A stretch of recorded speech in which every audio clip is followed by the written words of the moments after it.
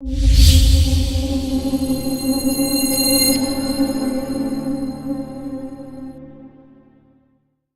are experiencing a life-changing, powerful interview, and you are hearing it first from Arthur Robinson Jr.'s PowerfulInterviews.com. Good evening, everyone. This is Arthur Robinson Jr. I'm the creator of PowerfulInterviews.com, and tonight I have another special interview for each and every one of you. Tonight I have a wonderful person on the call, and he's a great friend of mine. His name is Dr.bill Osmunson. And for those that don't know Dr. Bill, let me explain to you about this incredible man.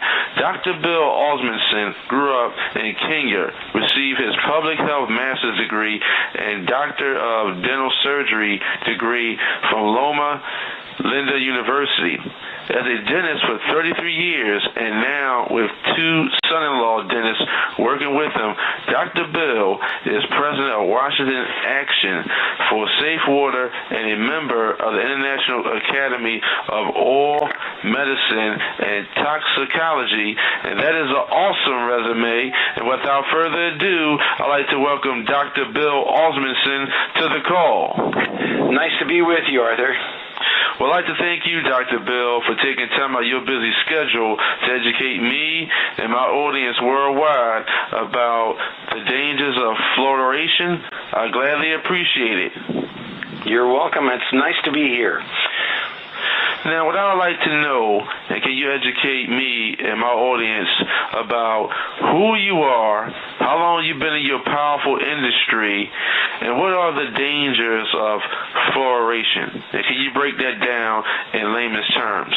Well, those are a lot of questions, and I'll do my best here. I've been a dentist for 33 years, it's true, and I have been a general dentist, working with children, with adults, working in places with fluoridation, without fluoridation, working for some of the very poor in poor communities and some of the very wealthy in wealthier communities.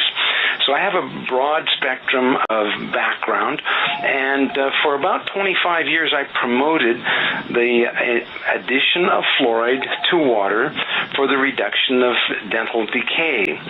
And about 5 years ago, 7 years, 8 years ago, I started looking once again at fluoridation, the addition of water, fluoride to water, and it was like a knee in the gut.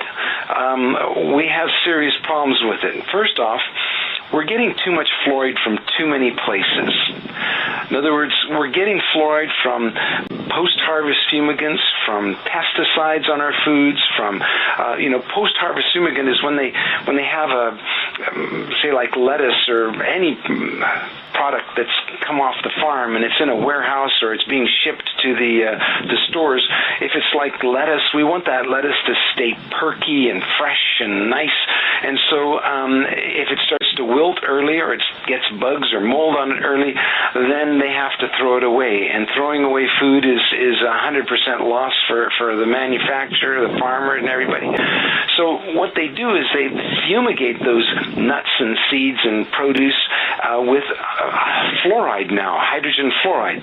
And that helps kill all the bugs and kill the mold and kill everything so that the bugs don't grow on the food, and we have food that lasts longer, which is in some ways nice, except that it adds more fluoride.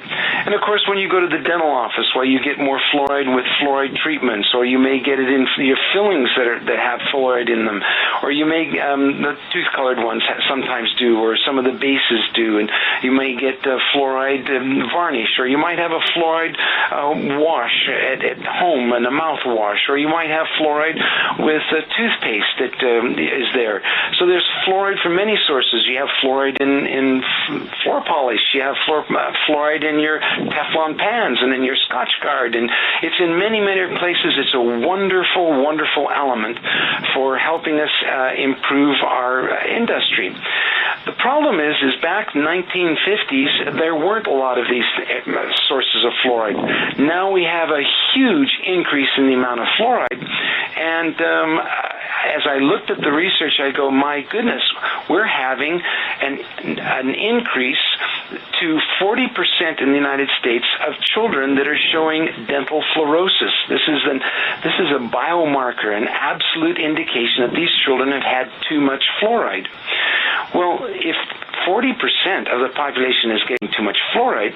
Where are they getting it from? And that's where I started finding it. And is that too much? Is that causing damage? Certainly, as a cosmetic dentist, I treat dental fluorosis now. Sometimes people come in and they say, I don't like these yellow spots in my teeth, the darkness of my teeth, or I don't like the white spots and lines on my teeth. And so, can you fix that? And we can, but it's very expensive.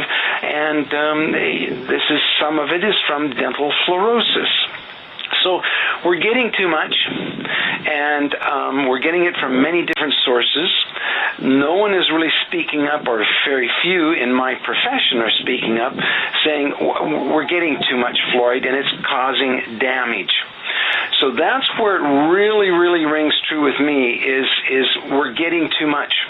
Now, when we talk specifically about the fluoride added to water, if you take and measure the economic impact, in other words, what are the dental expenses in the communities that have dental fluoridation, and what are the dental expenses in the communities that don't have dental fluoridation?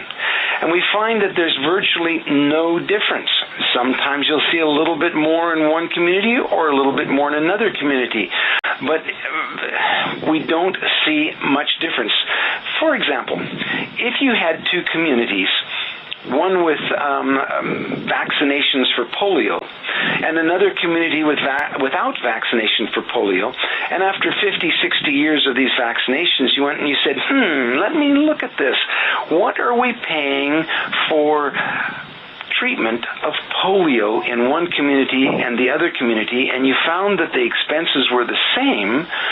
Wouldn't somebody say, whoa, hang on a second, maybe our vaccination's not doing any good? Or maybe there's something wrong with something, but we shouldn't have the same costs with people being vaccinated. The same thing with fluoridation. When we see that there's very similar costs in one community versus another, we have to start asking the question, what's wrong? Is it not reducing dental decay? Now, the promoters of fluoridation, as I was once, will say, well, it prevents dental decay. Well, that's not true. That's really actually a non-scientific, probably a fraudulent statement, because it doesn't prevent it. We have more dentists in fluoridated communities than non-fluoridated communities. So there's lots of dental decay in fluoridated communities. In fact, Kentucky was recently given an award from the American Dental Association for 50 years of fluoridation, and yet Kentucky has more tooth loss, more edentulous people, more people without any teeth than any state in the nation. So where's this benefit of fluoridation? And we just don't see it anymore.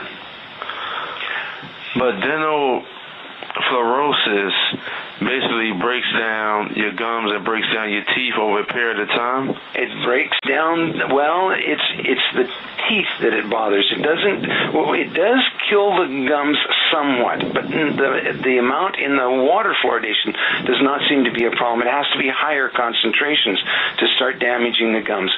But it does damage the teeth, and that's what's really a concern, because if it helps the teeth, it also damages the teeth. And what we find is more fractured teeth, broken teeth in communities with fluoridation, about 3 times as much broken teeth in fluoridated communities as non-fluoridated. So it just doesn't seem to be improving dental health. But basically, the government is responsible for putting fluoride in tap water. And isn't fluoride a powerful drug? You're absolutely right. The government is responsible. It's the only drug that's mass medicated without people's consent. In other words, chlorine is added to water to treat water, to kill the bugs in water. It's regulated by the EPA.